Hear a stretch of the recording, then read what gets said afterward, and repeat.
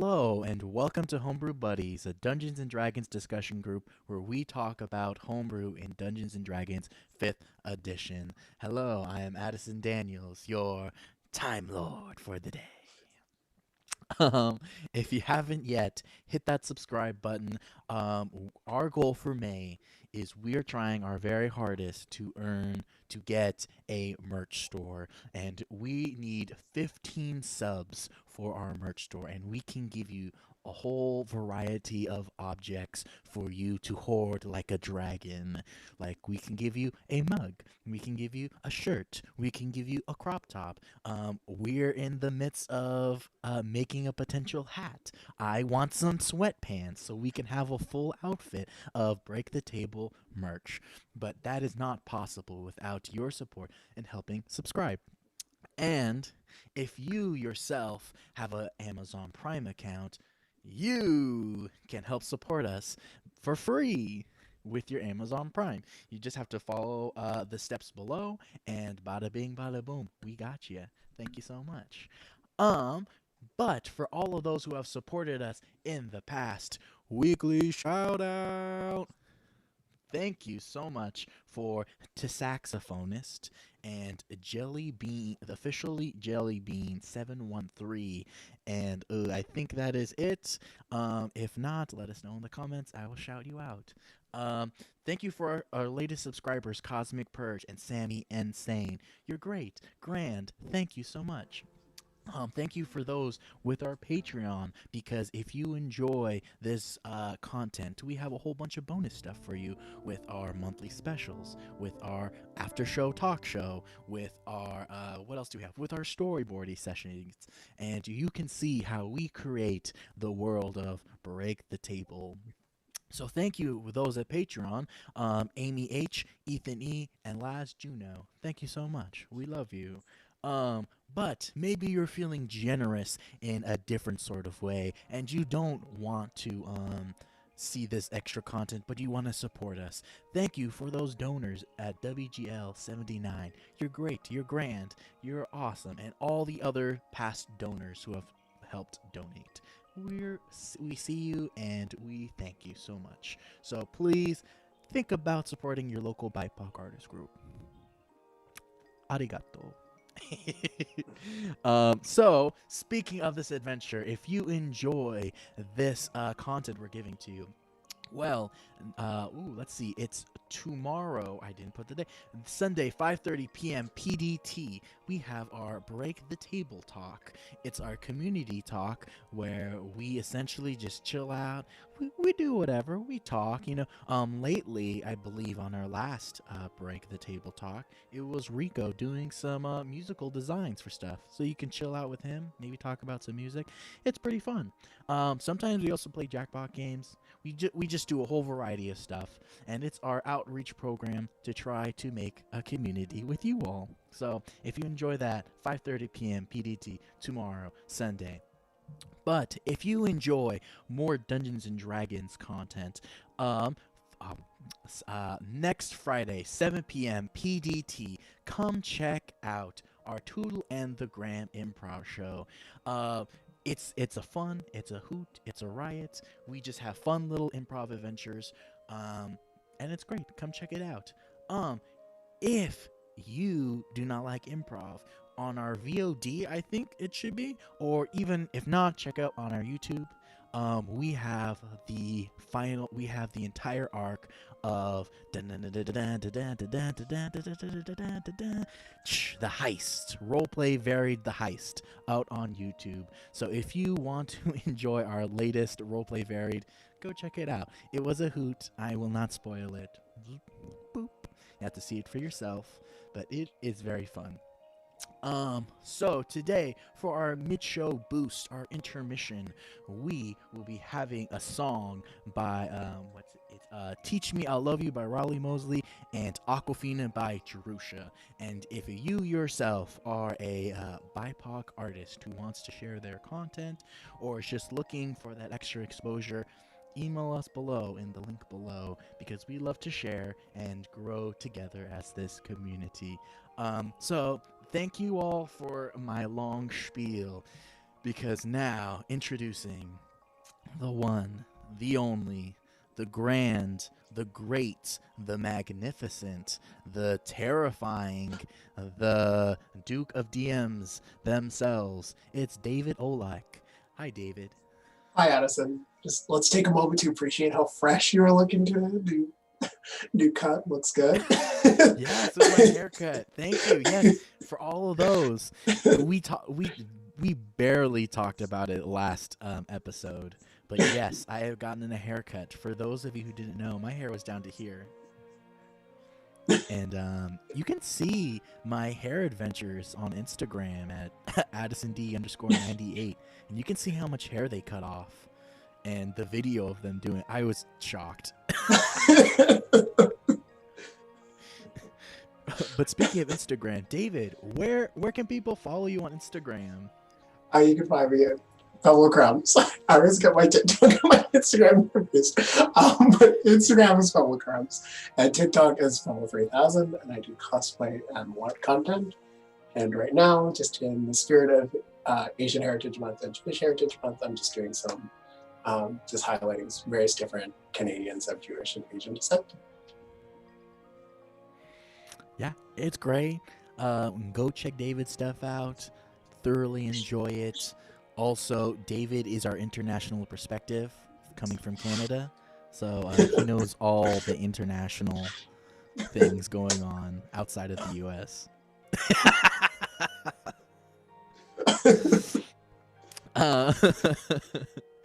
That being said, let's go into our item for today, and let's talk about it. So, David, I've been trying to make some legendary items for us in the next coming weeks because I've been noticing a lot of our items can be used in like a low level to a mid level campaign, and so I'm looking for the big, the bad, the legendary items that you get at like the end of your campaigns, or the items that help you, beat the big bad boss. So for today, I have the magical stopwatch. Are you ready for it?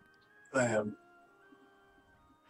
Okay, alrighty. So basically, this magical item, it knows no bounds when it comes to time. This may look like an ordinary stopwatch, but it has the power to control time itself. So when the user decides to use this stopwatch, they can decide to cast one of 3 spells with the stopwatch's innate charges. So the user can either cast Stop Time, Hasten, or Slow at a 9th level. That's pretty good. Pretty cool, right? Yeah, it is. But for all of those thinking, there's no 9th level for Hasten or Slow,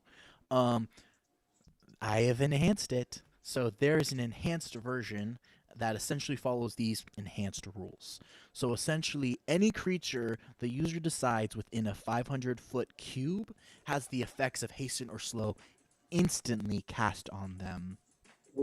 So instead of the regular Hasten or Slow, where beforehand, you have to do your Wisdom save throw. No, you get one free turn from this. One free turn.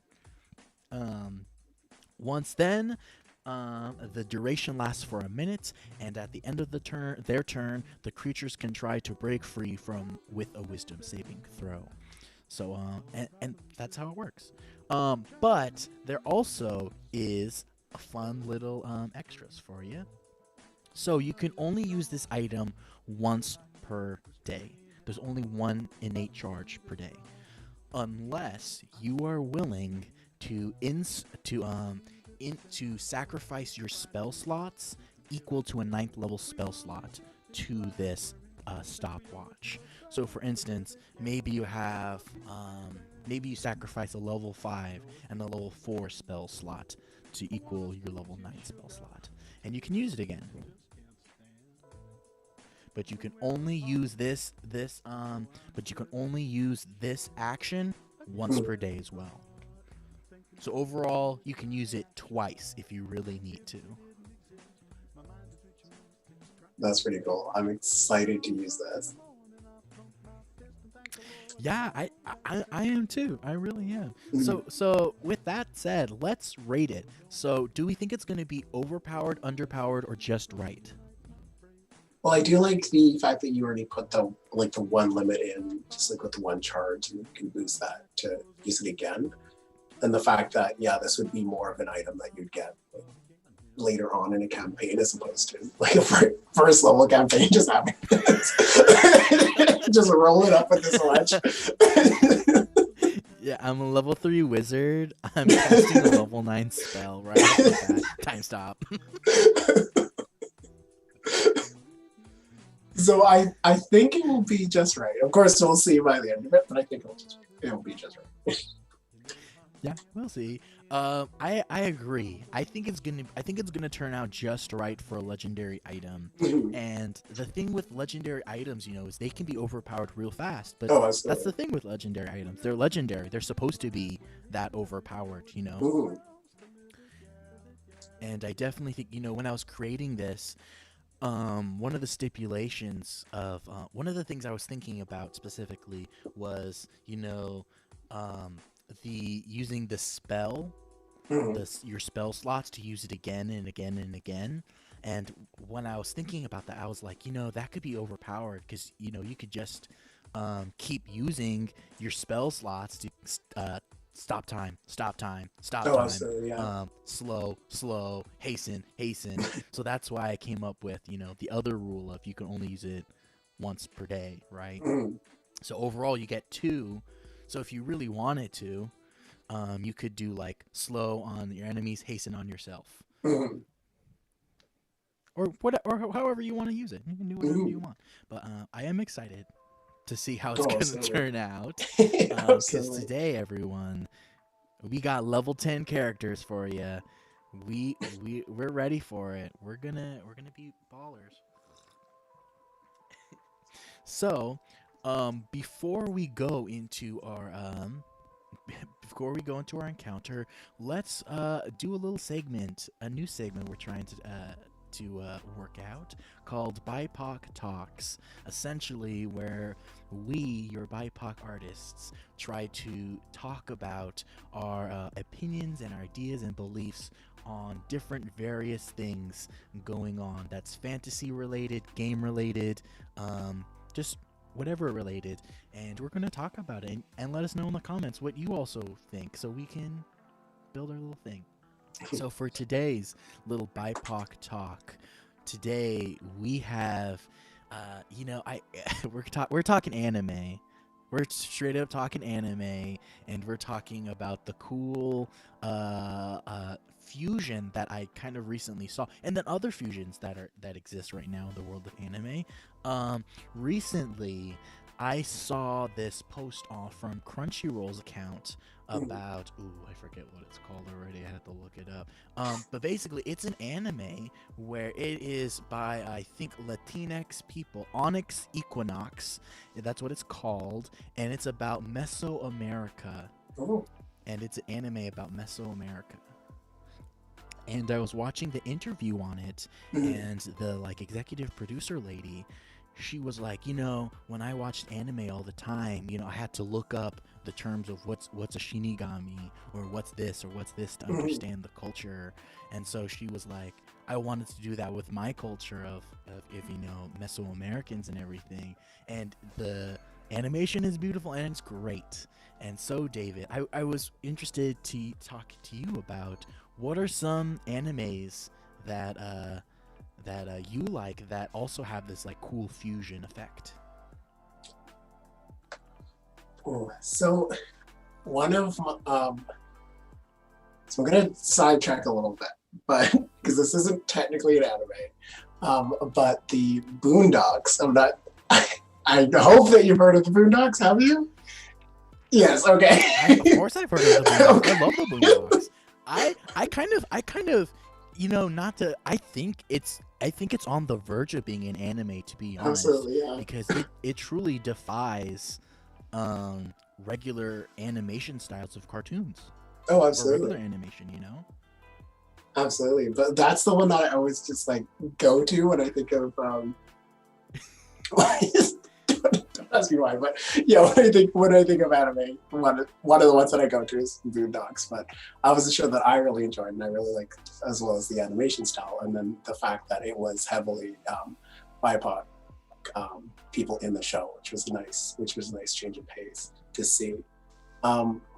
Also, the so before we started this, before we started today, started talking about Yasuke, which is on Netflix. It's about 5 episodes. Don't quote me on that. I think it's about 5. But it's based off an African samurai that was one of Oda Nobunaga's. I think he was like his, not his like right hand man, but he was like part of his. I'm not really sure the term. Yeah, he but was a samurai. Yeah. But it's very loosely based off of him. But it's very fantastic. It's very like, again, don't watch it expecting to follow the original story of Yasuke. It's just it takes the game. Like, I just want to warn you, like, don't watch this and be like, what? This isn't what happened, because it's very just fantastical, and there's like giant mechs and stuff, which obviously wasn't a thing to feudal Japan. Not that I'm aware of. Mechs didn't exist in feudal Japan? Like, what? It might have. I wasn't there, so I don't know. But it's very fantastic, and it's a great series. And it also has, I'm forgetting the actor's name. He was in Get Out.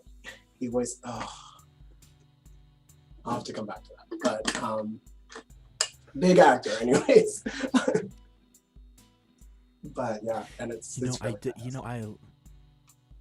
Sorry, Karen. I've been meaning to see it myself, because I just love samurais. I love their creed. I love them better than like European knights, because European knights, to me, they kind of seem really. When I think of European knights, I think of like the Crusades and like we're going to conquer you all. But when I think of samurais, I kind of think of like the Bushido code. I think of their honor that they have, and I think of their like willingness to serve their like master and their lord. And maybe my knowledge of European knights is lacking, but to me, I think the samurai are more elegant than the knights of European are, to be honest. Oh, absolutely. And like, speaking of samurai, oh no, you go. All I was gonna say is, whenever I think of knights, I always just think of the Round Table and Arthur and Excalibur and stuff like that. Whenever I think of like the Knight Code, I guess. But again, I could be completely wrong. I don't know much about the Knight Code. Yeah. Let us know in the Knight Code. Let us know in the comments. What is the Knight Code? What is their Knight Code? I don't know. But speaking of samurai, and I was talking to David about it before show, is Afro Samurai the best anime? Love. It is so great. One, I love Samuel Jackson, so just and the fact that he plays like most of the characters in that series is just wonderful. I know, which is kind of mind blowing to me that Samuel L. Jackson was like, I'm gonna be in this anime. I love it. I think it's great. Oh, absolutely. I just love the whole premise about the number one samurai. I just love that, and like the headband. I really love that. And at least to my knowledge, I haven't seen that and like I've seen similar things, but not to that extent in other animes. So it's really nice to see that. Yeah, definitely. I agree with you. I don't think I've seen anything exactly like it before. And that's why, I love the idea of culture fusion with anime, because if we think of anime, because if you watch anime, you can see that like a lot of different studios or producers are trying to do like, Western European stuff with like, oh, they're knights or they're whatever. But I think a really good way to go would be to have the different cultures, like maybe an African American. I love, once again, Afro Samurai. Love it. Mhm. Think it's great. And the other one I was talking about, something Onyx. Haven't seen it yet. I've been meaning to check it out with Latinx um, culture viewpoint. I think it's great, and I Mhm. think there's a lot of cool stories that they could really incorporate. You know what I'm saying? Oh, absolutely. And I will definitely go check it out too. Another thing is I also love when in anime where they use like different styles of music and stuff like that. That's another reason why I really like Afro Samurai, because they use a lot of rap and stuff like that in the show.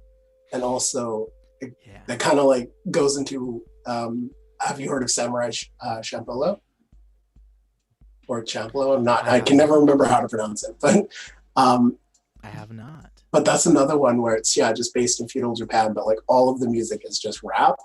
And the opening on how they do that, it's like an album cover how they do it. It's really cool. It's like oh my god, I'm gonna be hated for forgetting the name of this. Oh, Spike Spiegel, Cowboy Bebop. It's While like we're that. waiting, There we go. Yeah, oh, it kind of gives me those kind of okay, vibes. okay. Oh, I'll have to check it out. Yeah. Um, while we're waiting, or sorry, not while we're waiting. Let us know in the comments. What are your kind of favorite animes that kind of don't follow the stereotypical anime? Let us know. Oh, you know what, David? I'm just remembering right now is that I saw it was, I forget what it's called, but there's an anime that's produced by an all African American studio, Mhm. and they're based in the U.S., I believe, and they run an anime studio where it's like all BIPOC everything, storyline everything, Mhm. and I believe one of the and I believe the story that they produced was about Egyptians Black and like Sands. the Black Egyptian gods Sands. and their yeah, Yeah, it's called Black yeah, Sands. Yeah, yeah. I'm it's glad you know what I'm talking about. Yeah, yeah. it's I've been meaning to really see good. it because it looks so cool. It looks awesome. Mhm. It is really good. I've actually donated to them because I just really want to see them grow. Um, but yeah, it's I want to say there's 8 episodes out on, and like you could just find them on YouTube. They're usually about like 24 minutes or something each, but it's really good. I've been really enjoying Okay. it. Yeah, I'll have to check it out because I love the idea. When I saw the previews of it, I was like, oh, the animation looks cool. This action looks cool. All of this Mhm. looks cool. I want to see it so bad. Oh So yeah, now I'm gonna check it out. Black yeah, Sands. it is. Yeah, it is really good. Actually, I think there's our episode actually coming out tomorrow, but don't quote me on that.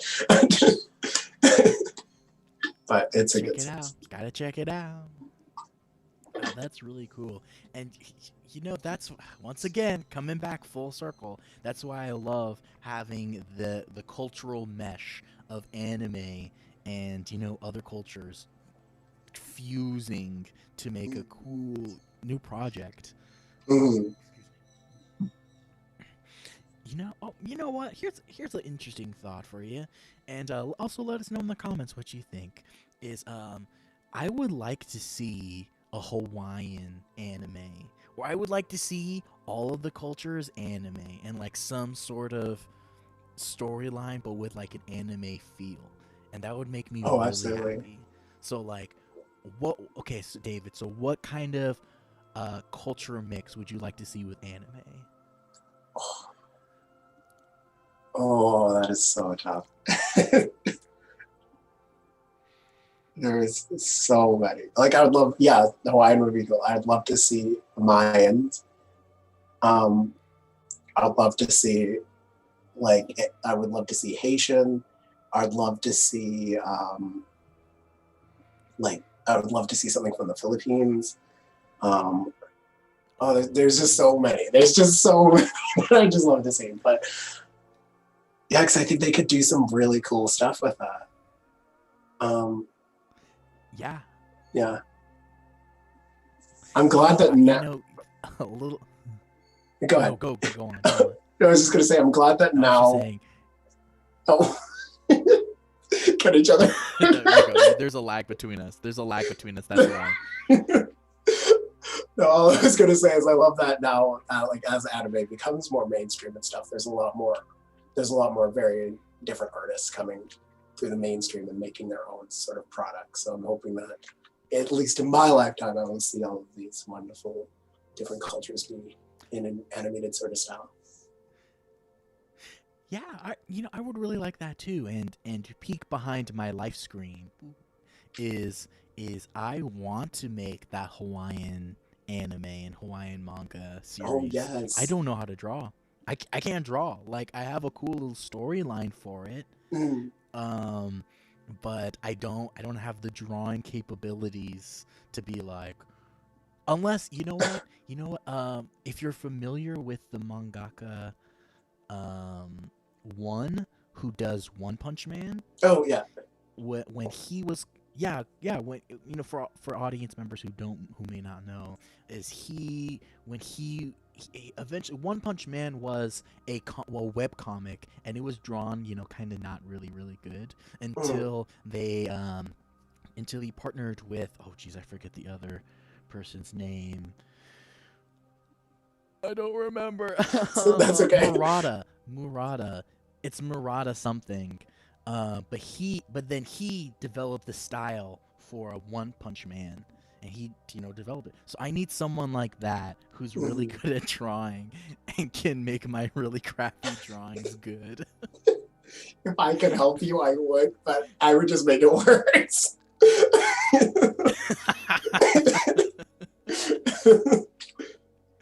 Could do stick figures if that's what you want. I got you covered for stick figures. No, we're not doing stick figures. Oh, Avatar: The Last Airbender vibes. That'd be Yeah, cool. yeah, that's Because another one. well, in all actual, okay. So cool peak. So a little, I don't care. I'll share it. Is my theme for my Hawaiian anime manga style is it goes back to like ancient Hawaii, and there's like weird magic, and there's Mm. also like warriors, and it's a time before the islands are united, and so for me, Nope. Either you're lagging or I am.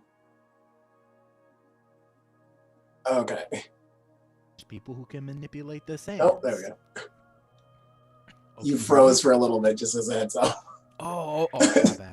My bad. But what was the last thing I said before I froze? You're talking about how you wanted to do like your story was before the islands were united, and then that's where you got Oh, off. yeah.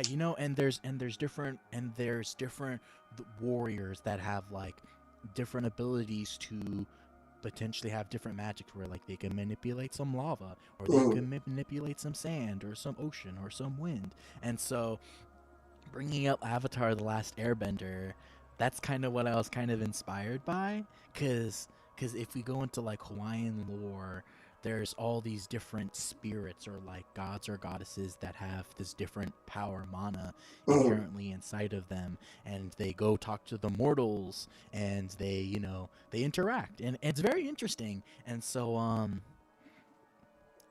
that's why I really want to produce this. But once again, I need a drawing friend.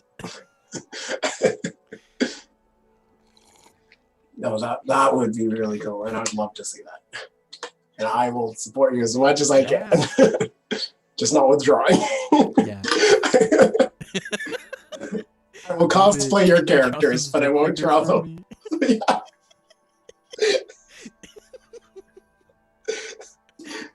I was thinking we could collab some cool stick figures together. I could have those real lanky looking fingers. Could add some freaky eyes for you. The triangle dress. Oh, I that's got great. this. Yeah. Triangle dress. That's great. I love that. Well, David, I've been loving our talk we've been having. Um, I think it's been great. I think it's been grand. Mhm. Why not? I think now would be kind of a good time to take our intermission and our mid-show boost. Um, so for those watching and who are unaware, we take a little intermission and we also do a little mid-show boost where we have BIPOC artists, content creators, and we help support them and put their stuff out. And so if you yourself are looking for that platform to help raise awareness to your projects, email us below and we'll help you out. But today we have the songs. Let me pull it up. Uh, we have the songs for you by Teach Me I'll Love You by Raleigh Mosley and Aquafina by Jerusha. So stand up, stretch, get something to eat, get something to drink, but we'll be right back. Bye.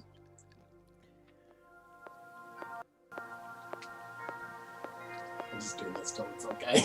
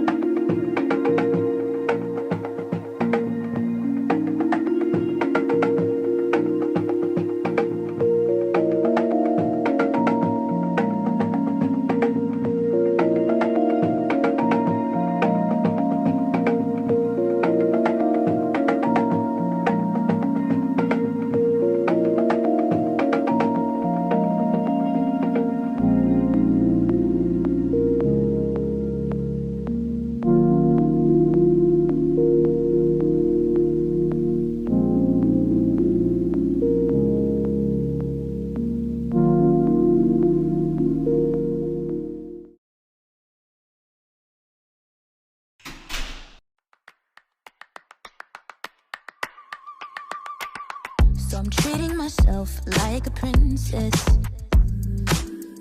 You were the one who wanted distance. So when you call my phone, I won't be home. Hey, I guess it's your turn to be persistent. Cause I burned all your letters, I tossed out your sweater. Cause I'm getting better in this stormy weather. I was so frustrated, it all escalated. But now I'm just staying hydrated. I drink my Aquafina, dance like a ballerina boy. I don't wanna see you at the club tonight. You go to church on Sunday, back to old ways on Monday. I wanna have a fun day at the club tonight. And I gotta admit, I get kinda lonely. I'm missing your lips and the way that you hold me. But I'm not standing by for your reply. Eh, I learned I don't need you to console me. Cause I burned all your letters, I tossed out your sweater. Cause I'm getting better in this stormy weather. I was so frustrated, it all escalated. But now I'm just staying hydrated.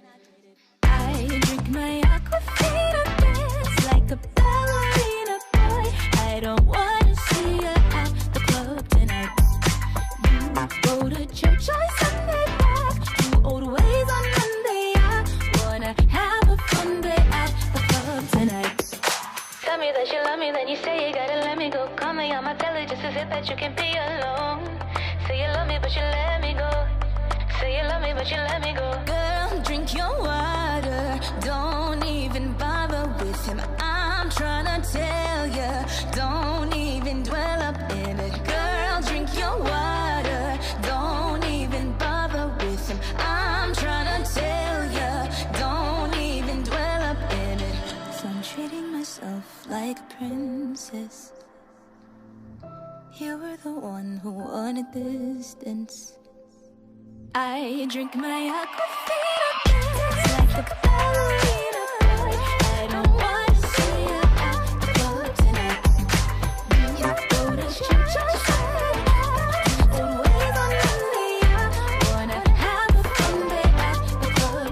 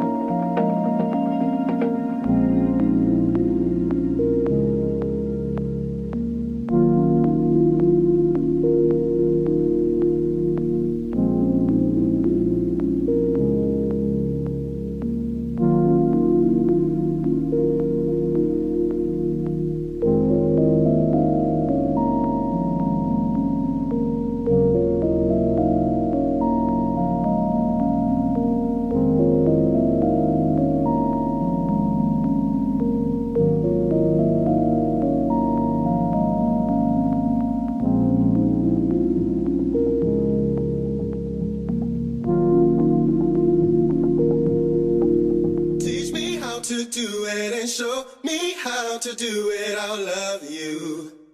I'll love, love, love.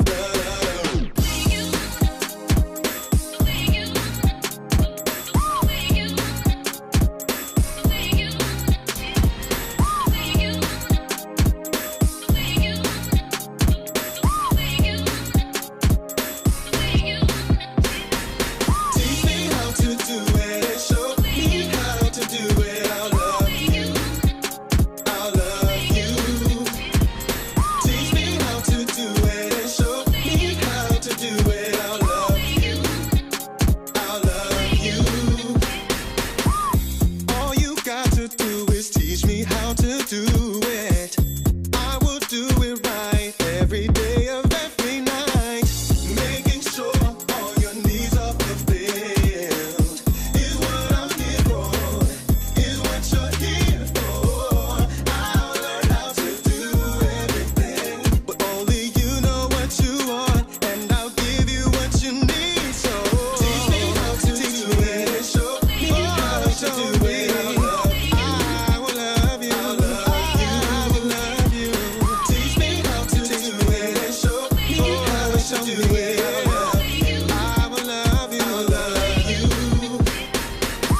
You be the teacher, I will be the student.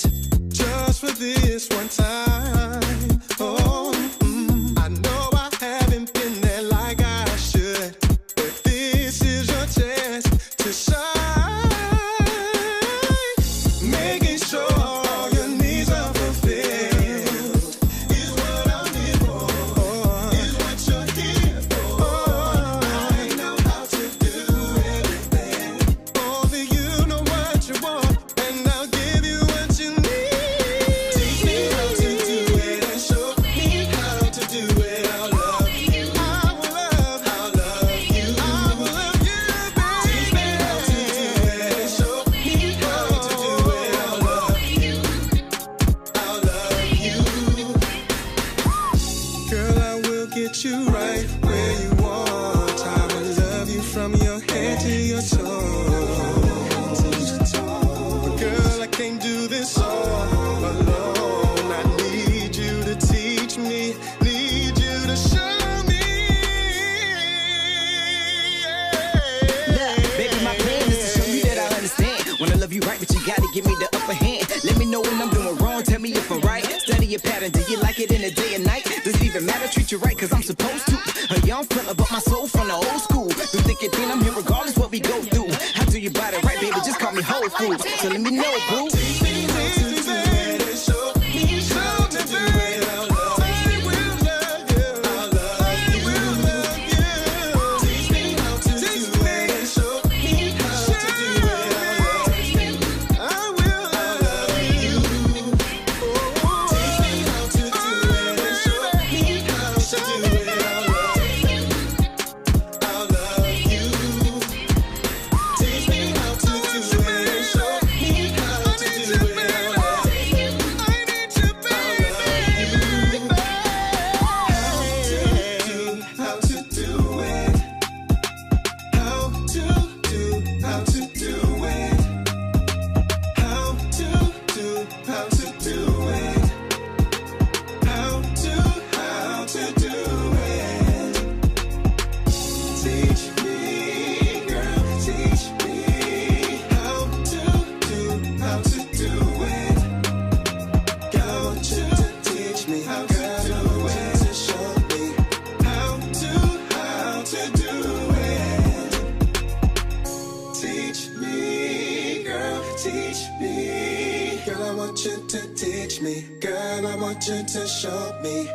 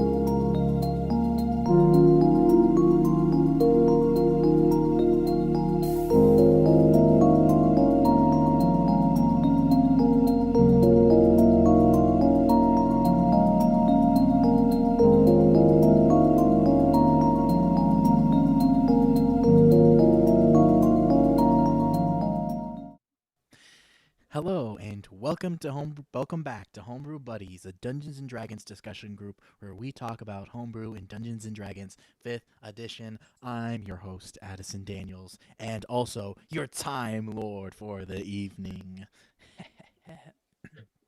If you haven't yet, hit that subscribe button. Our goal for May is we're trying to hit that merch store. We need 15 subscribers. You can help us. If you got that Amazon Prime account, which I know you do, all those people watching Invincible and Omni-Man and watching him wreck people, I know you be having it. All you gotta do is go to that subscribe button and use your Amazon Prime account, and you can help us, and you can get cool stuff like a mug, a shirt. I'm vying for those pants, those sweatpants, so we can have a full BTT outfit, a hat, a crop top. We're trying for it all. So please help your local BIPOC artist group out in these endeavors, so we can have a full outfit. And when you see me on the street, you can say, "Hey, that's Addison. He's the host of Homebrew Buddies. He's repping his Homebrew Buddy merch stuff." And yep, I will be. So please help us so much. For those who have already helped us, it's our weekly shout out, baby. Thank you, Sarah Geikster, saxophonist, official Jellybean 713. Thank you all for your support and liking us and following us. You are grand. You are great. Thank you. Thank you for our subscribers, Cosmic Purge, Sammy, and Sane. You are doing your part. Omni Man helps, thanks you. Addison thanks you. David thanks you. Everyone thanks you. Thank you. Sorry, I was just thinking. I've been binging Invincible since last night, and it's so good. Oh, Um, Thank you for all of our Patreon people. Thank you. If you have been enjoying our fun little conversations we've been having, we've got a whole bunch of extra bonus content for you on our Patreon.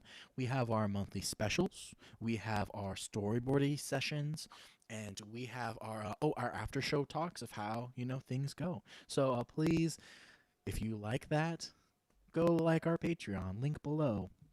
And thank you for our donors, WGL79, and all those who remain anonymous who have donated to us. Thank you. With your support, we can grow and get better, and we can have the full BTT outfit, and I'll be repping, and you can see me do some breakdance in my cool clothes, maybe.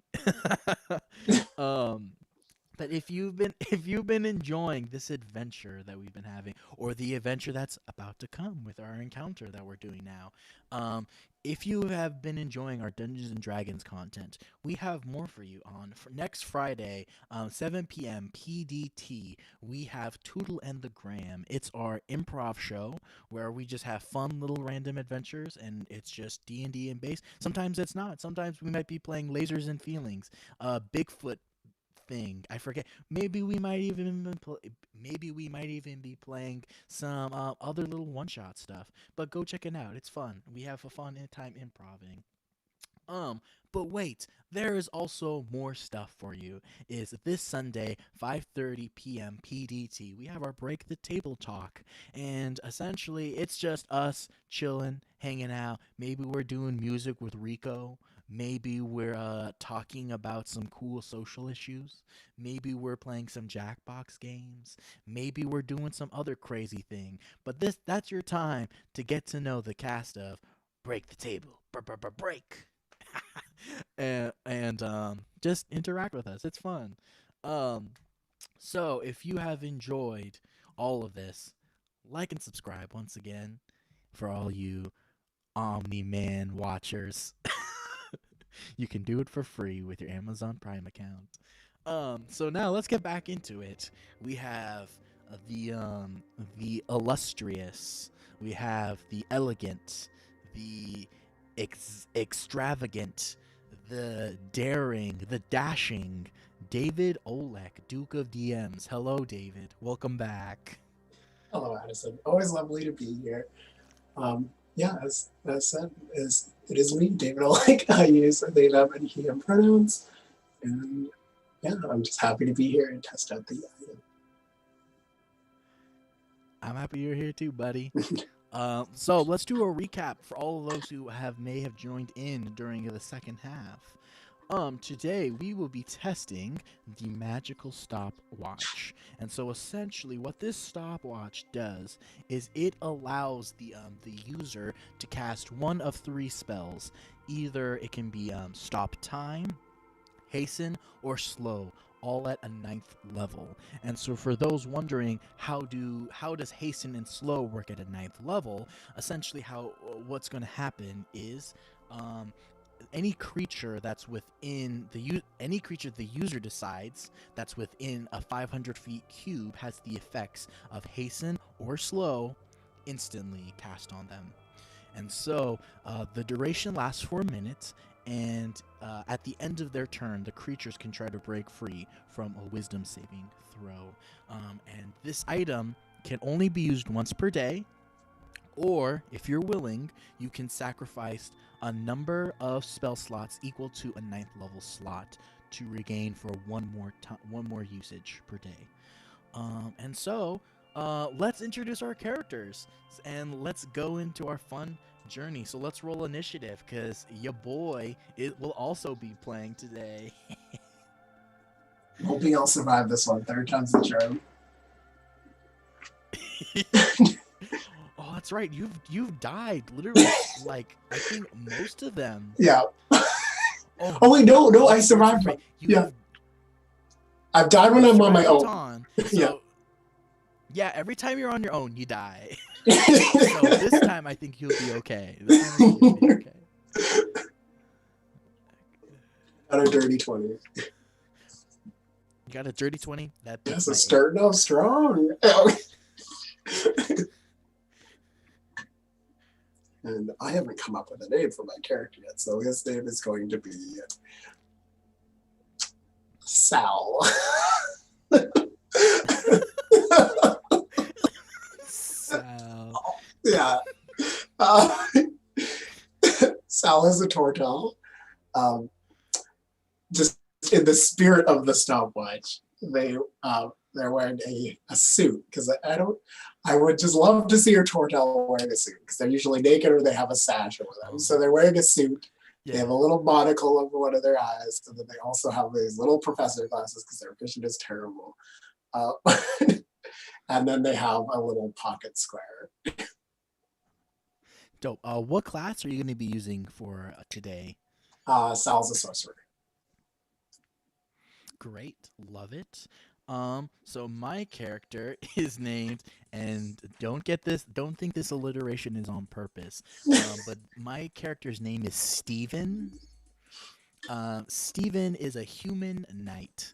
But basically Steven is just a knight character from Dungeons and Dragons: A Monster, so I'll be using that today instead of making a character.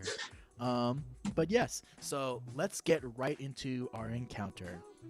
So as of late, there's been a band of brigands who have been pillaging and stealing and doing horrible acts to the neighboring villages of the mortal realm. Throughout your travels, sorry, Sal, you have been tasked by all the locals. I'm sorry. Every time I think of Sal, I think of Sal from Impractical Joker, Sal Volcano. So I just envisioned Sal from Impractical Jokers as a turtle. It's perfect. It's perfect. No, it's great. I love it. But Sal, you have been entrusted by the guilds, by the guild, to find these brigands with your compatriot Steven and bring these evildoers to justice. But your guildmaster was not specific how you had to bring them to justice. He just wanted to make sure that these brigands would no longer be terrorizing the innocent villagers of the mortal realm.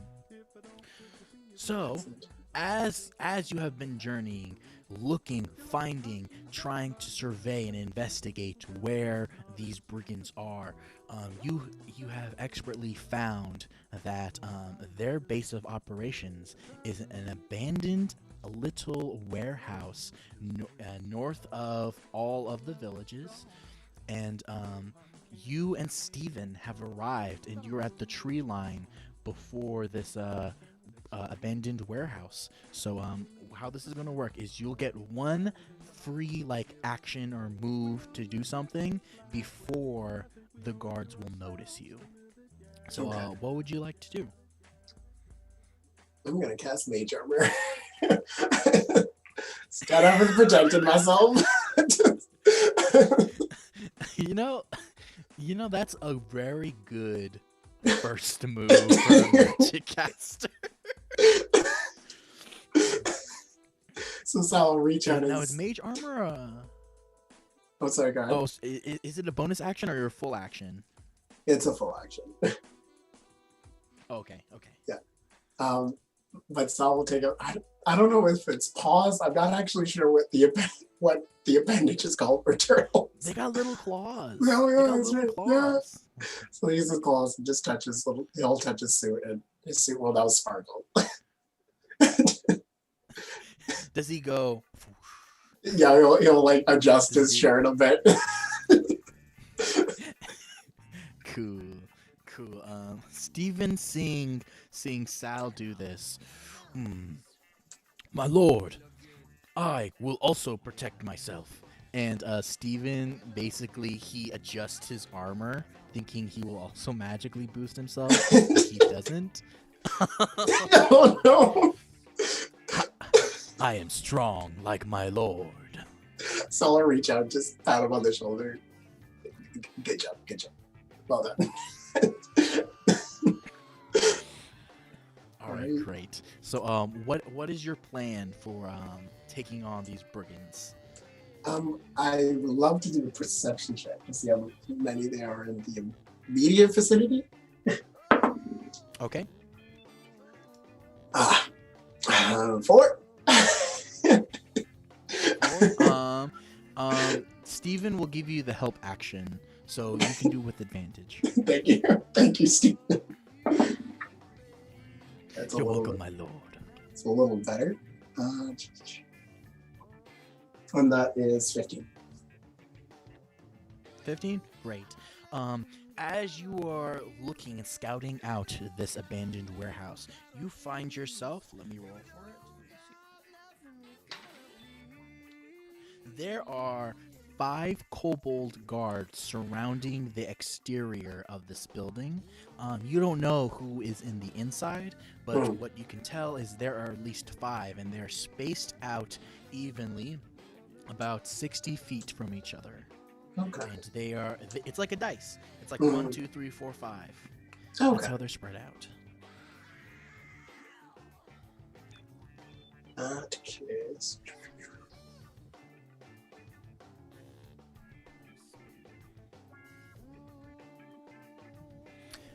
While we're waiting, if you haven't, subscribe.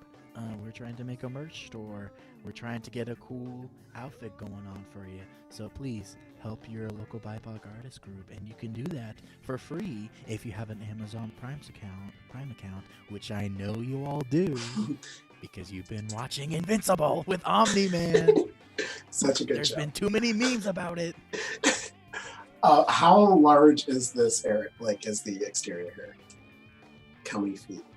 Oh, very good question. You can surmise that the warehouse itself is 500 feet long. You don't know the depth of it, but you can see that it's fairly big. The area in front of it that doesn't have it, that's clear, it's like a plain, whatever. It is about 100 feet. Sorry, not 100 feet. 120 feet in as a cube. Okay. As a space. Okay.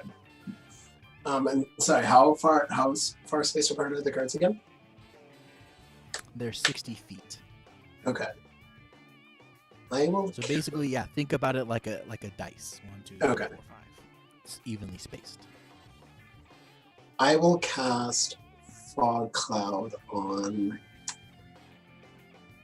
the one of the guards. I'm just trying to decide which one.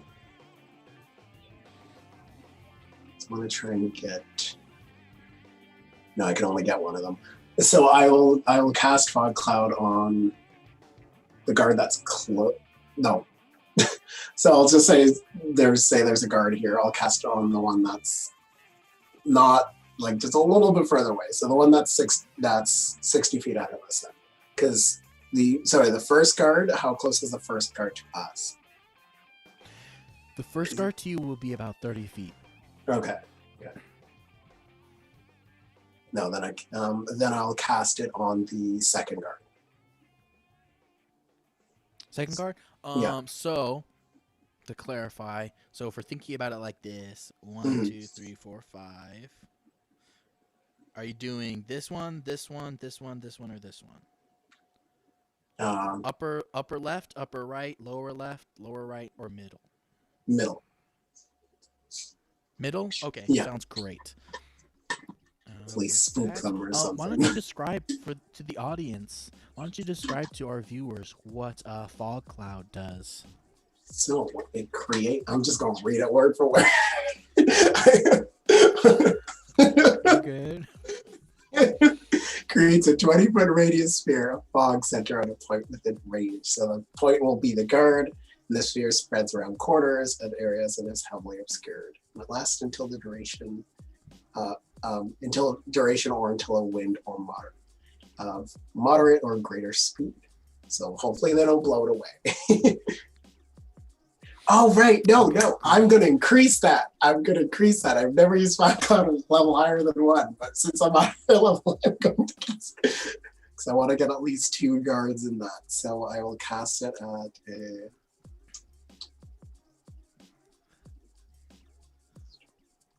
I cast it at a 3rd level. So... Okay. So how it'd be big 60 does the feet. area expand? It'd 60 be- feet? Okay. Yeah, it's a you know 60-foot what? radius. You know what?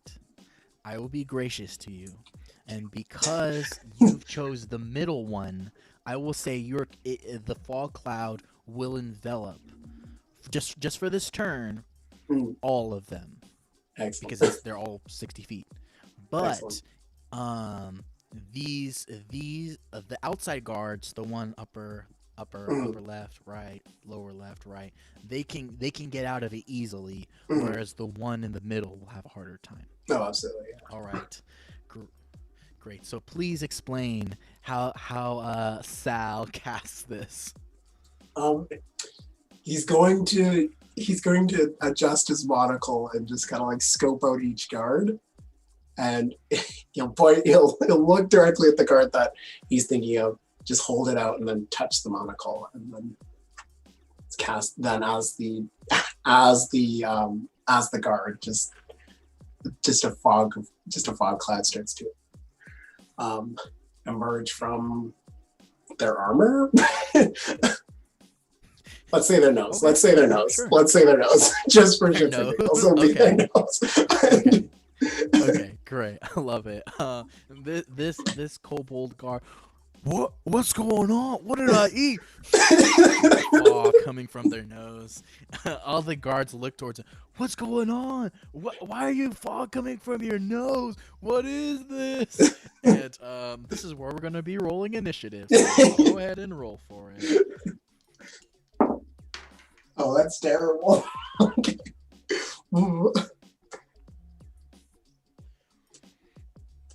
Okay. A good old 4. Oh, sorry. Okay. Just kidding. It's 5. Not that helps, but it's Okay. 5. Okay. So the kobolds will be going first. Then it'll be Steven, then Sal. Okay. So immediately these kobolds look at each other and they're what's going on? Whoa. And they're freaking out. But the upper left and right, they're going to try to move towards the warehouse to alert the alarm. Oh, that's totally fair. Whereas the lower left and right are going to be moving forward to scout out if they can see you. So, do a stealth check, and I will be doing a perception check to see if they find you. I guarantee you they found me. 7. Oh.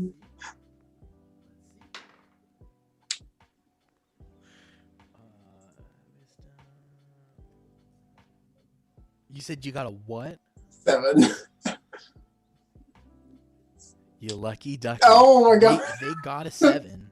They got a 7 as well, and I'm like, oh, yes, +2. But then I looked at it again; it's -2, so it's a 5. So you are so lucky. Excellent. So what happens? What happens is, as these kobolds, these lower kobolds, are so distracted by this fog. Oh, what's going on? Can that happen to me? Is that possible? That fog can come out of your nose spontaneously? What's going on? That they don't notice Sal and Steven. Yeah. So with that, the middle one is just I'm gonna do this. I'm gonna roll a d4, and the d4 is gonna decide which way they go. Okay. Okay. The middle kobold starts to move towards. You can't see it because it's through fog, but for a purpose of mechanics' sake, they move towards the lower kobolds. With that, it's Steven's turn, and what Steven is going to do. Steven is going to pull out his heavy crossbow,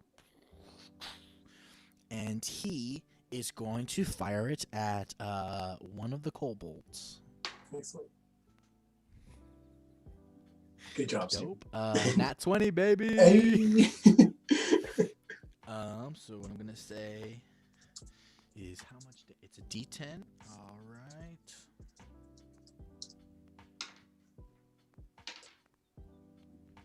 Great. Let's see how much health does he have.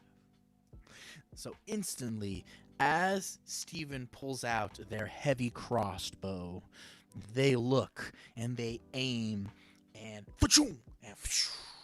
as the bolt fires and whistles through the air, it lands dead center in this one of the kobolds between their eyes, and it drops dead as the other kobold is in shock.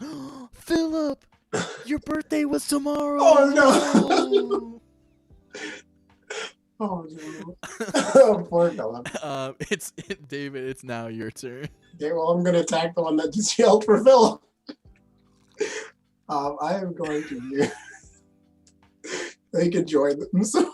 I'm going to use rare. Yeah, I'm going to use rare frost. Okay. Do they have to do a check, or is that an attack? It's just an attack. Okay. Does a... Oh god, that's ridiculous. Does a 23 hit? Yup, it does. I'd be very concerned if it didn't.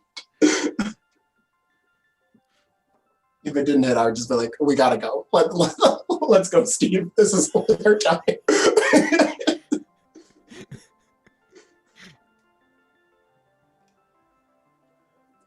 It's not much, though, for 10 cold damage. I rolled really bad. Explain how you finish this kobold. Oh right, it's a kobold. They have terrible health. Peek behind the screen. I gave all these kobold 10 health. Oh, that was perfect. That was perfect. So, yeah. You'll like reach out as like turtle claws and just be like free.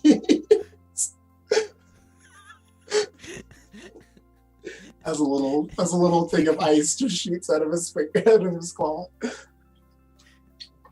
As this kobold is looking for, wondering what happened to Philip, mourning Philip, this kobold looks down at their feet and they see themselves freezing up. They're like, "No, my niece's bat mitzvah was literally 2 weeks from now. Oh no!" As they freeze in shock. Why are you giving them all like these tragic death stories? To which Stephen goes up to you and says, "Oh, my lord, I'm feeling kind of bad killing these people."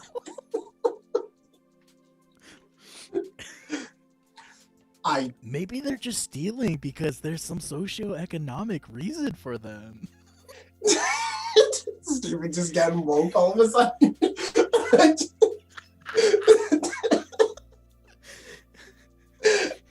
I saw him just look over, just like, I didn't actually mean to kill that one.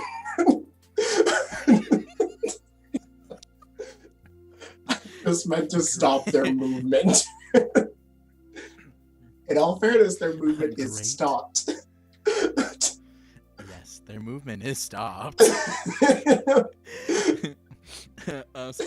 It's now the kobolds' turn. So the upper kobolds, they were able to get to the their alarm. Can they see it? And they what? Can you Can they see it? No, can they see it in the fog? They can't see it. Okay. They use their turn to get out of the fog. Oh, right. And so they're using this turn to go towards the horn to get it and alert everyone. So as they get to their horn,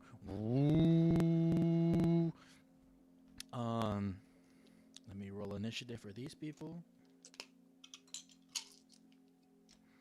Let me roll, see how many there are.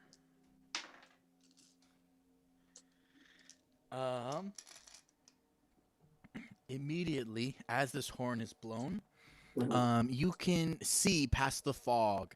You see that there are 4 bugbears that have angrily, with their weapons, leave the warehouse. What seems to be the problem? What seems to be the problem? And the kobolds, there's intruders. There's intruders somewhere. There's fog. Someone also fog out their nose. I don't even know if that's possible. And the bugbears, that's not possible. That's magic. You dumb kobold. And they will be joining in. That's totally fair. They will be joining in. Their turn is next. They have rolled well. So these bugbears, they're going to go around the cloud of fog that you have made, but since it's 60 feet in as the radius, they're going to take double the time to get to you. So that ends their turn. It is now it's Steven's turn.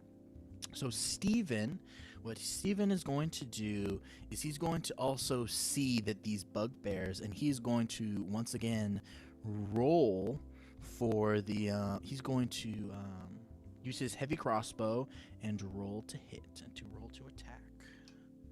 Come on, big money. Come on, Steven.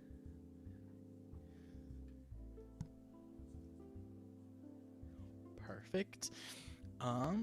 So as Steven, feeling kind of regret, but not regret. Oh, my lord, there seems to be more. I feel kind of bad about killing these kobolds, but I don't feel bad about the bugbears. I think the bugbears are the bad ones, but the kobolds are good. They spare the kobolds, kill the bugbears. Spare the kobolds. Philip.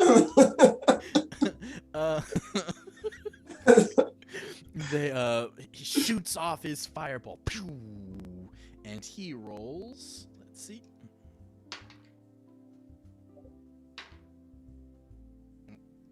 Oh, just only roll once. I'm gonna take it. He rolls 11 damage. So boom, whistles through the air and lands right into the shoulder of one of the bugbears. To specify, there's a group of 2 bugbears going on the left and 2 bugbears going on the right. Okay. Steven shot the one on the left, and he shot him in the left shoulder, and he was the one in front. and immediately these bugbears know that there is people coming out. Mhm. So now it is David. It is your turn. Are the two that are the two on the right? Are they in a line? Are they running in a line? They're running behind each other, so there would be like one here and then one here from like diagonal. But okay, can you define a line for me? It just has to be a straight line. I'm casting lightning bolts. So I just... Oh, then yes, they both would be caught in lightning. Okay, excellent. So that's what I'm gonna do. Oh, actually, I think they have to make a dex save. Yes. And the dex save is 17. They do not pass. So describe Excellent. to me how you cast your attack. Sal will reach into his pocket, into his dress pants pockets, and pull out little 2 things of wood and create like a little static, and then just point it to and then just point them in the direction of the bugbears. Okay, I'll roll for damage. 1 second. All right. Well, we're waiting for those damage rolls. Please like, subscribe if you love our fun Dungeons and Dragons content. We got a whole bunch for you. We're trying to make a merch store, so please, if you have that Amazon Prime account, you can do it for free as well.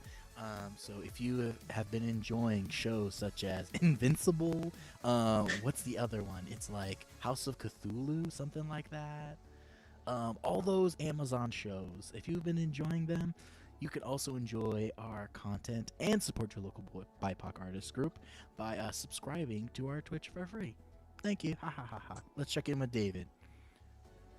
27. 27. All right. Immediately, these bugbears. You can see it's cartoony. Yes. Flash inside. As they flash, they fall down to their knees. I had a doctor's appointment. Oh, I missed. I'm a bad person. And they and the other bugbear. I also missed my dentist appointment. And they both die, knowing that they missed their doctor's and dentist's appointment. I was just trying just to be like, they probably didn't even have a good excuse to miss them. You can hear, oh, it was because I was out partying. It was also because I was partying with the other bugbears. My lord, the bugbears are dastardly. Irresponsible. Irresponsible. It's now the kobold's turn. So the remaining upper guards, and they're also going to go back into the fog to look for the missing kobold, because the missing kobold I've been rolling secretly has just been literally wandering around in the fog. So they're going to look through the fog too, and they're going to see if they can find him. They go into the fog, and to their dismay, there's Gerald. Oh, Humphrey, are you there, Humphrey? Yeah, Gerald, it's me, and Merkimer is here. Oh, Merkimer, Gerald, Humphrey, and you just hear them just screaming each other's names as they're looking for each other, but they are not finding each other. A really bad game. It's just Marco Polo. Yeah, it's a bad game of Marco Polo.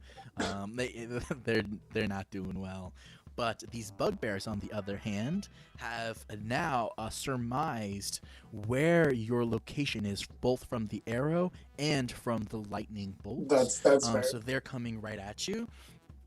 And so they're going to attack. Wait, is there They're just going one to now? attack Or? Steven. There's two.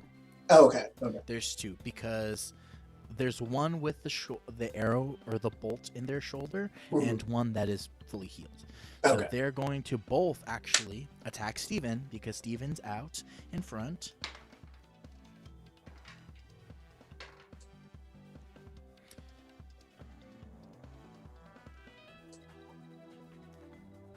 And they do not hit either one of them. Excellent. As they swing down, Steven sees this and moves Sal will instinctively just like clap. to know where they're Clap going. his little claws. So just watching. Thank you, my lord. I wish to please you, and dodges them skillfully while these bugbears. You're gonna get a whomping from me. I'm gonna make you watch a horrible movie after this. Not Jack and Jill. It's Steven's turn. I'm gonna make you watch Jack and Jill. Extended cut. with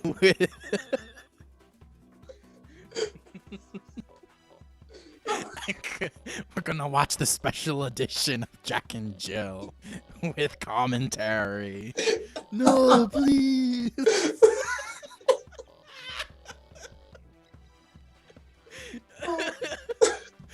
You can hear the other bugbear. Oh, I love Jack and Jill. That's my favorite movie.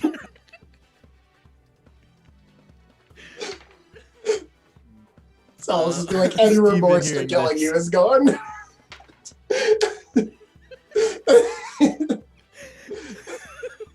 Steven hearing this immediately has a flashback of when he was a child, when his sister tried to take him to watch Jack and Jill, his twin sister, and it's like, look, we're like Jack and Jill, Steven.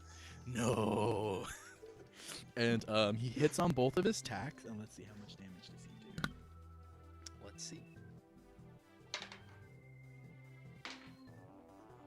All right, his first attack, he swings in, whoosh, and with a deep cut, he cuts off the head of the first bugbear, whoosh, killing him. And you can see as the other bugbear looks, no, oh no, we were gonna watch Jack and Jill together. Now I'm going to make you watch Jack and Jill and another horrible movie like I don't even know about movie. All I can think of is Adam Sandler movies. Pixels. I'm gonna make you watch Pixels. We're gonna have an Adam Sandler. We're gonna have an Adam Sandler's movie day, and we're gonna force you and torture you. No. Now,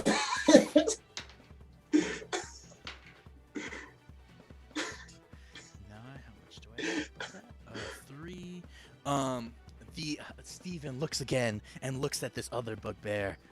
I'm not an Adam Sandler fan at all. And he slices his belly, and the bugbear is still up though. Steven, Sal, it is now your turn.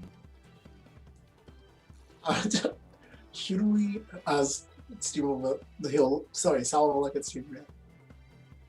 Should we capture one maybe and interrogate them?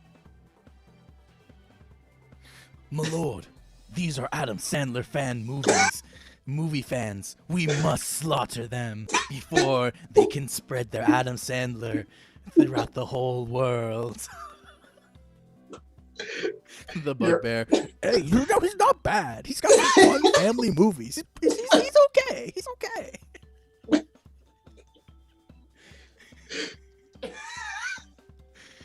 Sal was just looking at him with like dead eyes, just be like, he must be first.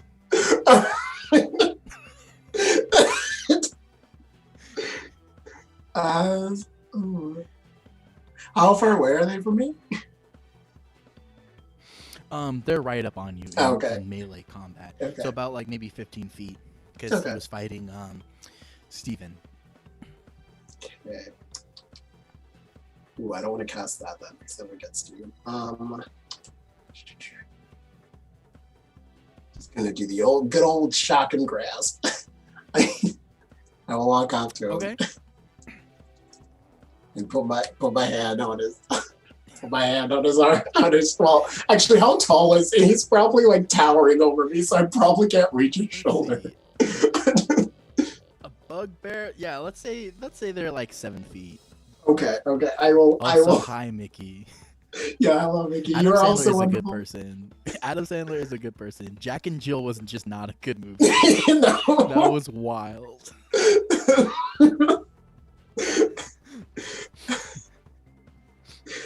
Yeah, he's made some good movies, but that was not there.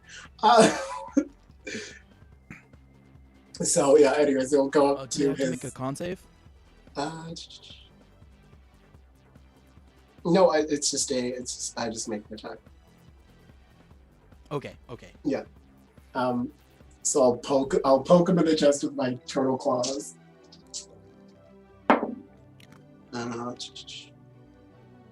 Does a 16 hit? A 16 does hit. Excellent. They'll be like, you will be purged. Sade likes Jack and Jill. I like Jack and Jill, but it also was. I liked it as a bad movie. That's why I liked it, not like a serious movie. And now let's do it.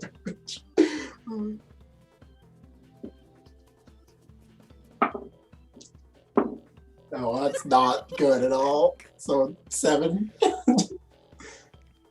7. As you go to poke this bugbear, it gets shocked, and it's poofy now and fluffy.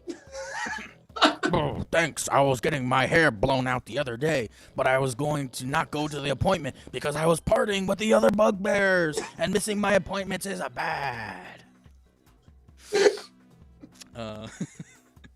So with that, it's the kobold's turn. Let's see if they can find each other. Once again, these kobolds are just lost in this fog. Humphrey, Gerald, Merkimer, where are you? Marco Polo.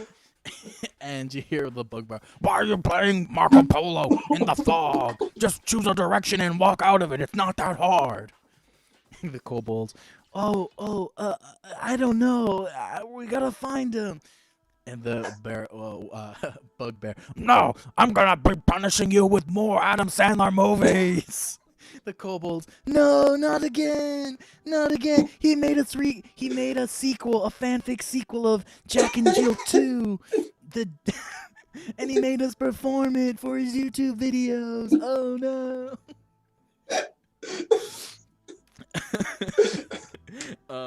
It's the bugbear's turn. So It'll be called Too Fast, Too Jill. Yeah, Too Fast, Too Jill. That's exactly what it was.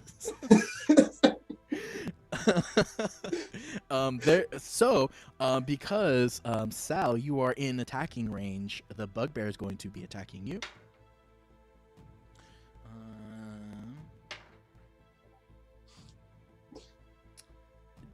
Does a 14 or a 13 hit you? One second. No, because of my mage armor. Wait, no, the 14 would hit because that's what it is now. But the other one would not. Okay, great. So the second attack, or upon reacting to you touching them, the bugbear swings down their morning star, and they do 11 damage to you. Ooh. Ouch.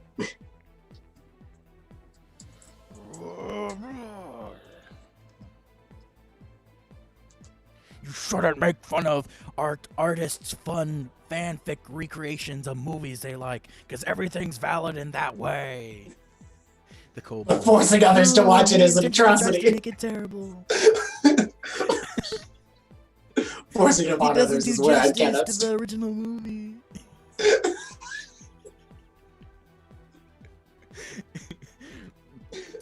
It's Steven's turn. Steven's turn. I know I'm barely getting through this myself. Oh, perfect. Steven, hearing all of this, knowing that Steven is secretly a movie buff, hearing all of this, the atrocities that the bugbears have been doing on the kobolds, feels this urge of energy deep within his heart, and he looks at the bugbear and says, "You are not artists. You are a terrorist!" And he goes to slices the head off of the bugbear.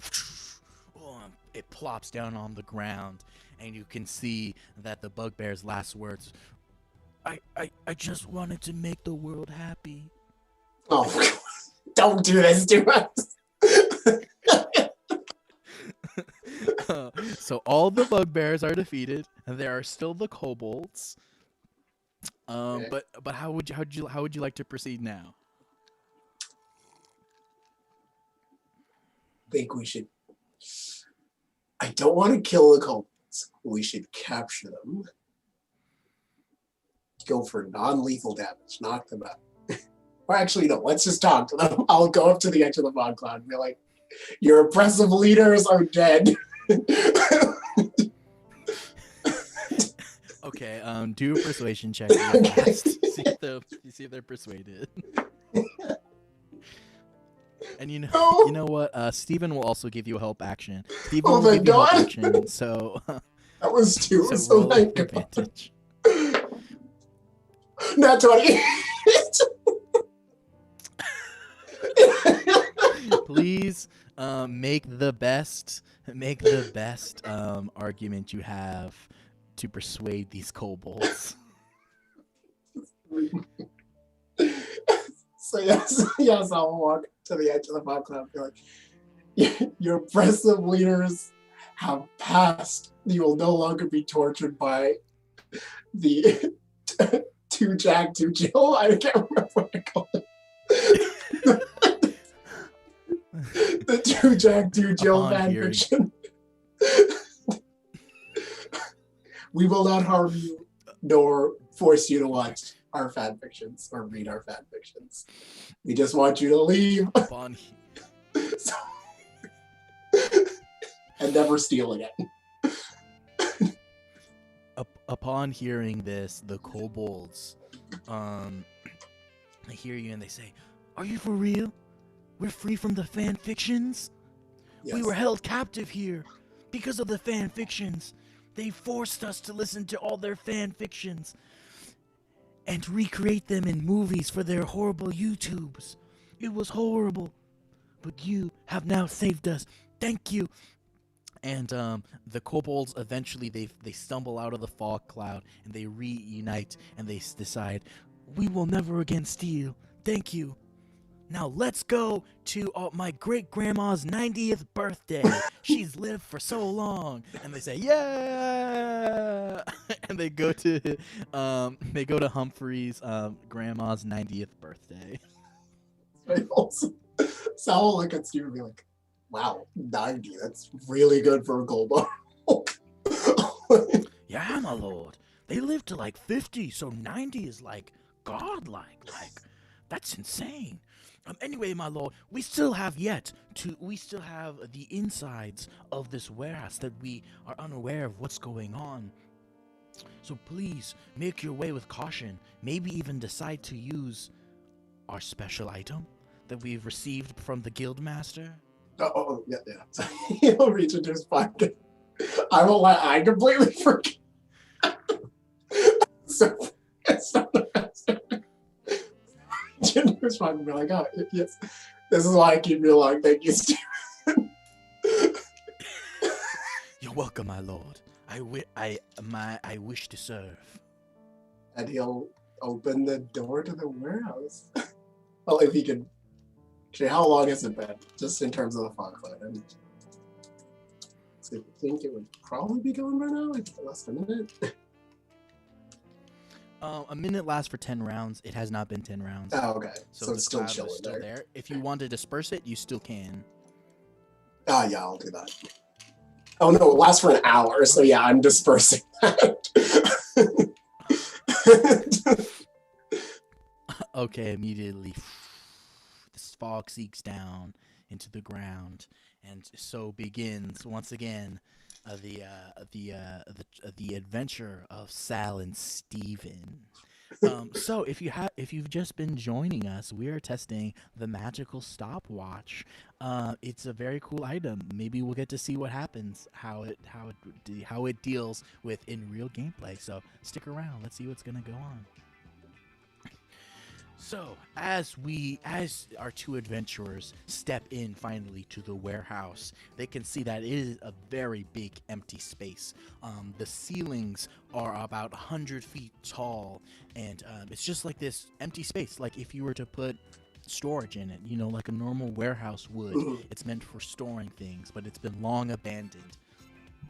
But there's one thing that stands out from this being abandoned.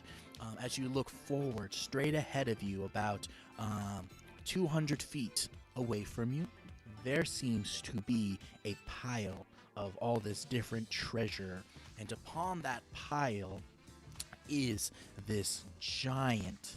It is a stone giant, and he is sitting upon his throne of stone, and you can see that he is surrounded by, let me roll it.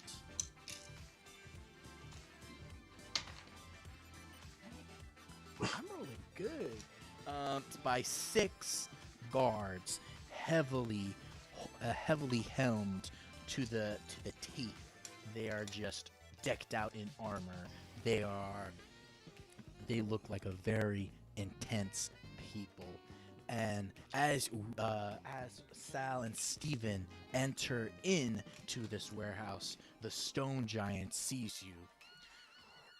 What are you doing here in my lair? This is for the brigands of stone. You're a quite large individual. Sorry. Pause. We're here to get the stuff back. Right? This is out of character. So. You can't. Oh, you froze. Oh no. Is it me that froze, Shade, or is it him? Hello? Oh, there you go. Okay, there you're we back. go. Sorry. How about technical difficulties? Yes, your mission was to stop the brigands somehow.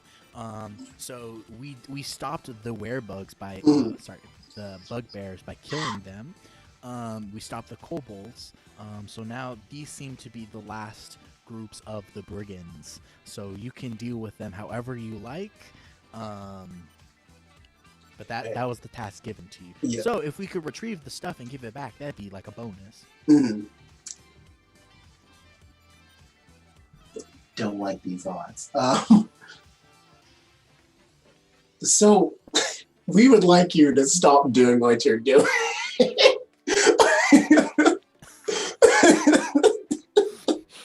You can see Steven looks at Sal and it like slack jawed as that sentence comes from their mouth.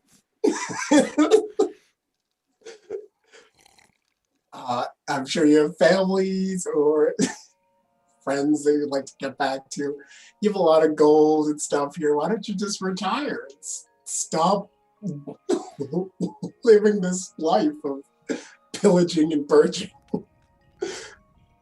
I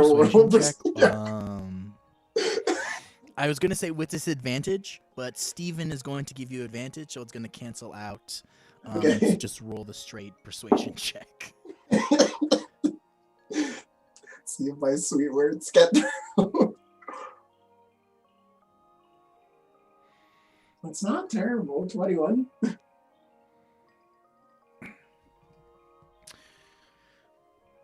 Listen, I seek to rule the lands of all the peasants beneath me. Look at my size and stature. And he stands up, and he do a perception check for me. Yeah. Do a perception check for me.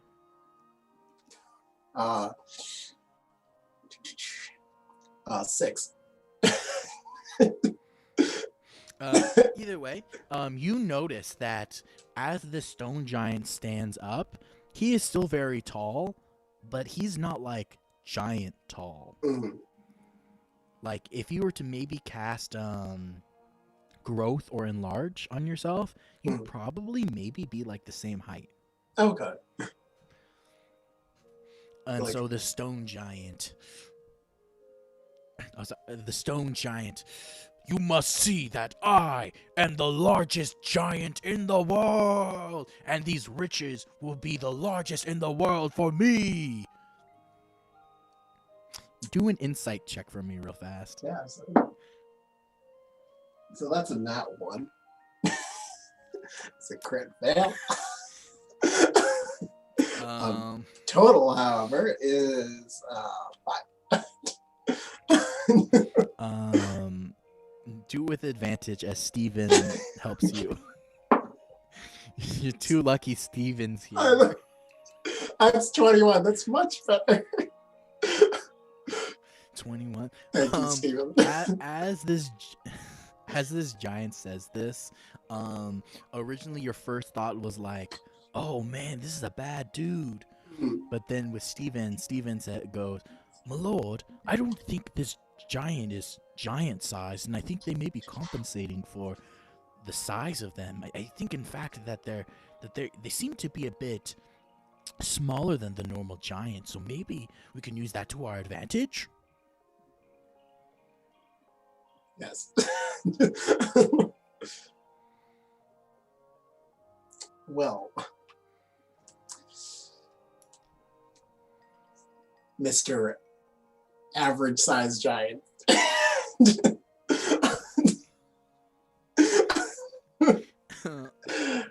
I don't want to hurt you. For me. Oh, yeah, for sure.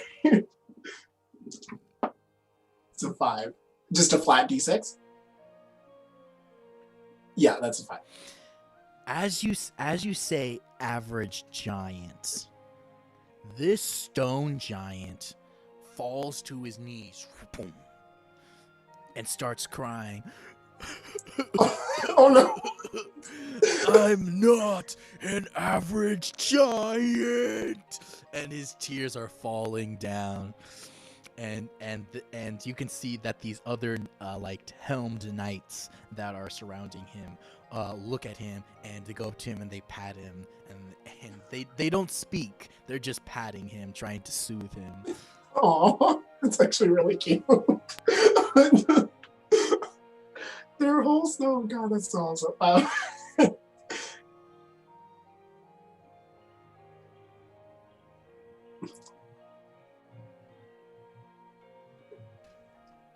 So then, seeing this, Saul will feel a little bit bad that he made the giant cry, but he's still going to dig into him a little bit. How could you roll over the lands with your stature? Maybe. See, I got a proposition for you. I will tell the wonderful stories of how your height towers over everyone, how you're at least 20 feet tall. If you stop this, I will tell grandiose and great stories. I'll bring them back to my guild, tell these wonderful stories of your height and your various different conquers and how you've conquered over various different lands. If you stop stealing from people. If you don't do that, we will be forced to take you down. Roll a persuasion check with advantage. Excellent. Oh, thank you. 16.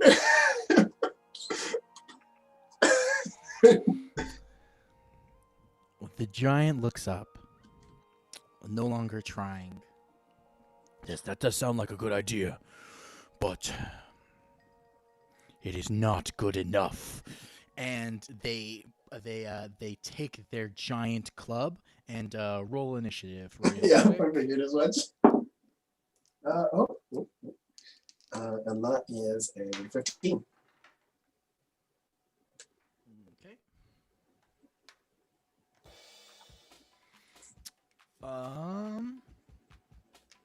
Hold up. I messed up the rolls. That's good.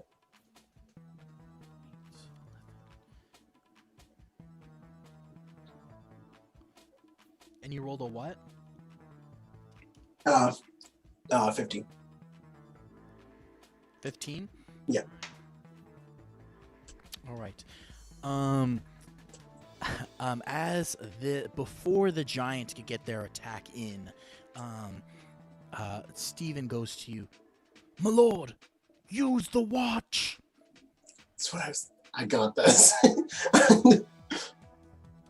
Is it a bonus action or is it just a regular action to use? It's just a full-on action. Okay. It's a full-on action. You decide what you're going to use, and that's it.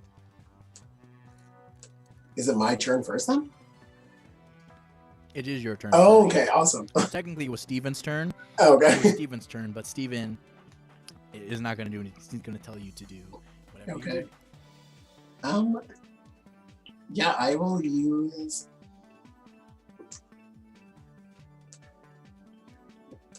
Sorry, remind me again how slow at the higher level works again? Slow basically works within a 500-foot cube, and though the creatures you decide to cast slow on, it's cast instantly on them, and then at the end of their turn, that's when they can do their wisdom save throw. Okay. And there's 5 That's the only enemies? thing modified about it. And there's 5 enemies There currently? is 6 enemies. 6. There's Okay. 6 enemies in total. The stone giant. There's 1 stone giant and 5 helmed horrors. Okay. Ooh.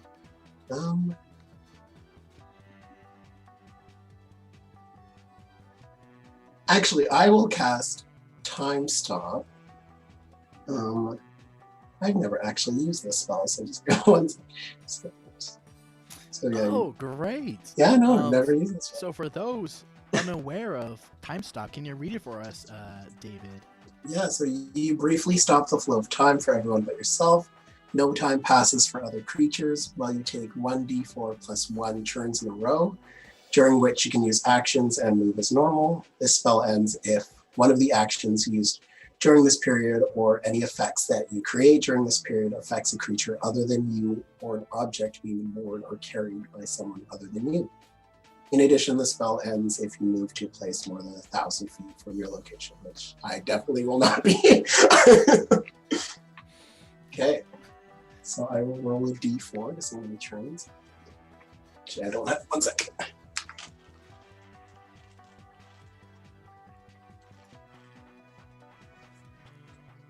While we're waiting, please like, subscribe, help us make our merch store. We're trying to get it with 15 subscribers, and you can do that with your Amazon Prime account. You can do it for free. So there you go. Back to you, David. What you got? 3 turns. Great. Yep. So take your 3 turns. What would you like to do? I would love to get to the stone giant. Okay. And I will...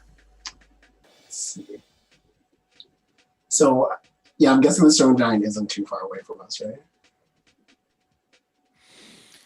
I'm gonna say it's about. Yeah, it's not gonna. They're not far away from you. They're Okay. Walking distance. Okay. So yeah, I will go to the stone giant. I don't actually know how damage works during this. If you actually attack, the spell ends for time stop. Oh, okay. So if you attack or you try to take something from someone, the creature, the spell ends. Okay. Okay, so in that case, I will set up the playing field there. Is there any boulders or rocks around? You can do an investigation check real fast. No, I will not. that was a crit fail. And you do not have Steven to help you either. I know. If only Steven wasn't present as well. That's okay. Sorry, I'm just looking at another spell. You're all good. If you have just joined in, we are play testing the magical item, the homebrew magical item of the magical stopwatch, essentially where you're able to cast 3 spells. They are stop time, hasten, and slow at a 9th level. And so we have just stopped time with the stop time spell, and we're trying to figure out what we can do as as Sal, the turtle sorcerer, is trying to defeat these band of brigands who have been pillaging nearby villages.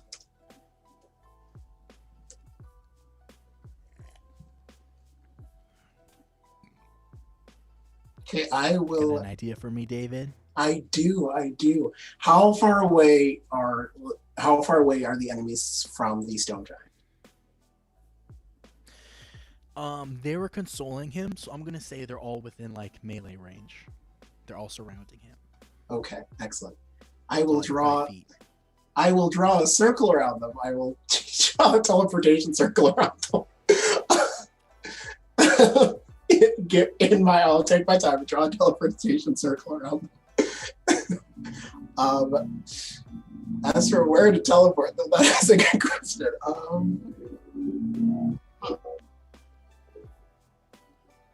That has to be a so that'll be teleportation. one of your actions. Oh, absolutely, yeah. That'll be For one of sure. your actions. Okay. For sure. And where are you gonna? I don't know.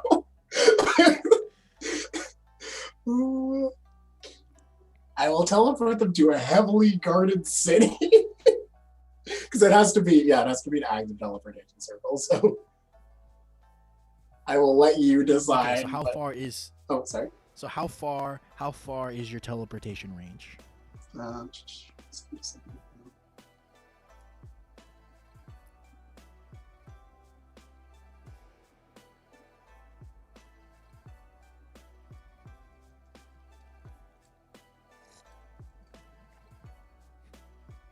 Oh, and thank you, Musical Ricola, for those bits. I do enjoy bits. I don't know who's in the leading for our current bit war. I think it's myself. I'm the bit king. It doesn't actually say in terms of the range here. Oh, it doesn't? Then because this is a play test, I'm going to allow wherever you want to teleport. This one time, I will allow you to teleport wherever you want them to. Okay.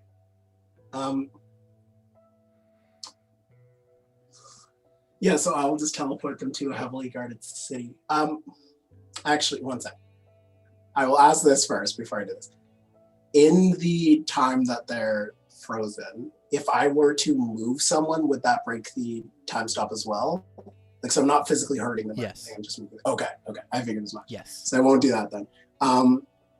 But I will just teleport them to like a heavily guarded city and let them deal with them. So I'll set that up. I'll like take my time to kind of like look around, feel like make sure everything's in place. You can also you hear the words of Stephen. My lord, you can also tie them up if you have a spell that can tie them up. Right. I don't have a spell to do it, unfortunately. Thank you, Stephen. Without Stephen, I'd be dead. I don't have a spell to tie them up. I have rope, but I don't have a spell that would tie them up. You could use your action to tie them up. I'll allow you it. Okay, I will do that then. So you tie them up. You put them in the teleportation circle. And what else would you like to do? You have one last thing you can do. I will write a note. just write a note to like stick on top of them or something that just says bandits capture or kill immediately on sight. Okay. So as you do that, you stand in front of them and time starts again. and the stone giant and all of them and the helmed horrors look around. What? And as they look around, the last I'll do thing like they finger see guns. is Sal. Sal doing finger guns, and Steven doing a wave to them as they get teleported in an instant. And they teleport to a heavily maxed, heavily guarded security prison as they teleported right into the center, and these guards immediately look, what are they? And they are ended as they are put into prison. And you can hear the giant yell, Sal, I'll get you for this. Yes, he has an arch nemesis thus now. ends- yeah, Sal now has an arch nemesis of this stone giant. And thus ends our adventure for today. Well, that was a hoot. That was. A lot Okay, of thank you, unexpected Steven. things I was not expecting. Yes, Steven today was literally your lifesaver. Oh, That was absolutely. Steven. You so many times. Yeah. So with that, let's rate it real fast. So David, was it overpowered, underpowered, or just right? I think it was just right. Because again, like, yeah, with the time spot ability, it's not like I could just slit the enemy's throats all the time and stop, which is why I thought about it, but I'm like, no, probably wouldn't be able to. You can. Oh, The okay. thing is time starts. So Yeah. like you do your damage and then time starts again. Mhm. So like if you don't do like heavy amount of damage, like maybe you do like 1 damage, Mhm. you should have just done an attack. Oh, yeah, absolutely.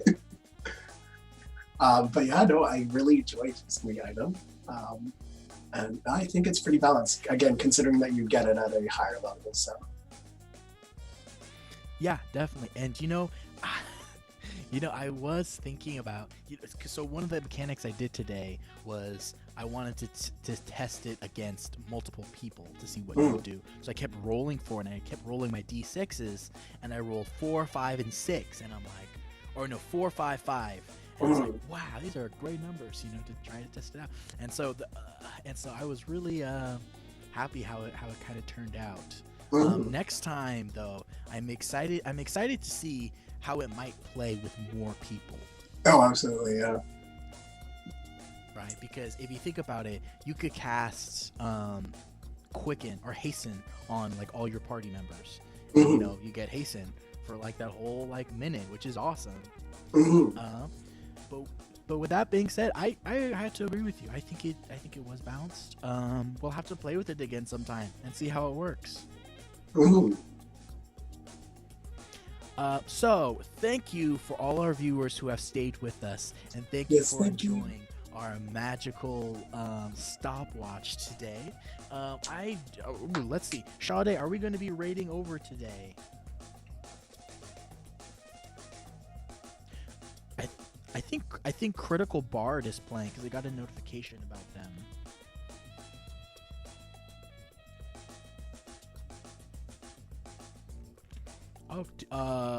Maybe let's raid over to Critical Bard, another Dungeons and Dragons stuff.